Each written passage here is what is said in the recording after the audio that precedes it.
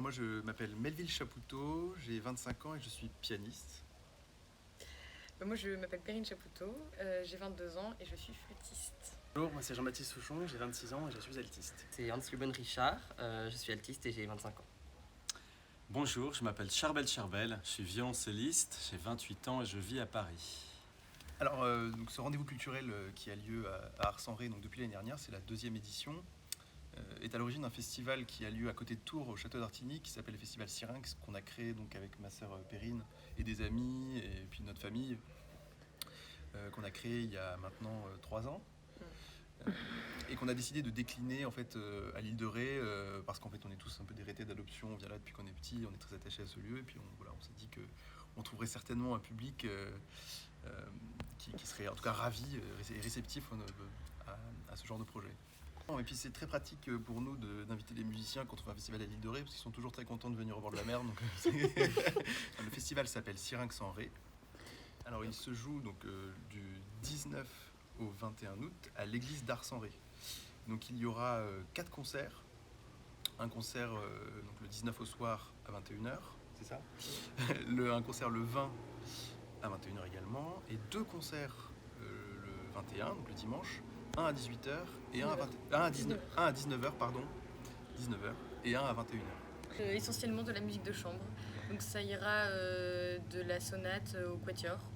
Il y aura une sonate de Franck, le quatuor de Brahms, trio de Brahms, et tout un récital solo de piano par Maxime Alberti. Autour de Schubert. Voilà. On est beaucoup sur de la musique romantique Oui, cette là année. c'est plutôt... C'est une édition romantique. Avec quelques incursions dans le monde de la musique baroque, avec Oui. notamment Marin Marais qu'on affectionne particulièrement. On se concerte, c'est ce qu'on a aussi envie de jouer. Oui, en fait, généralement, on se concerte quelques mois avant. On décide de qui va jouer avec qui, déjà un peu à l'avance, pour pouvoir répéter un peu en amont. Et puis, généralement, ce sont plutôt des coups de cœur, c'est-à-dire qu'on a des œuvres qu'on a très envie de jouer. Et comme, évidemment, on fait vraiment ce qu'on veut, c'est ça qui est quand même très sympa quand on organise quelque chose. Généralement, on se fait plaisir avec des œuvres qu'on aime et puis, voilà, dans lesquelles on est à l'aise. C'est vraiment... Et puis, c'est tout à fait collégial. Et puis on a cherché que des compositeurs qui passaient leurs vacances à l'île de Ré, bien sûr. Voilà, c'est ça. Non, ça c'était une petite blague, mais en tout cas c'est intéressant pour nous de concevoir des programmes parce que c'est aussi ça qui attire le public.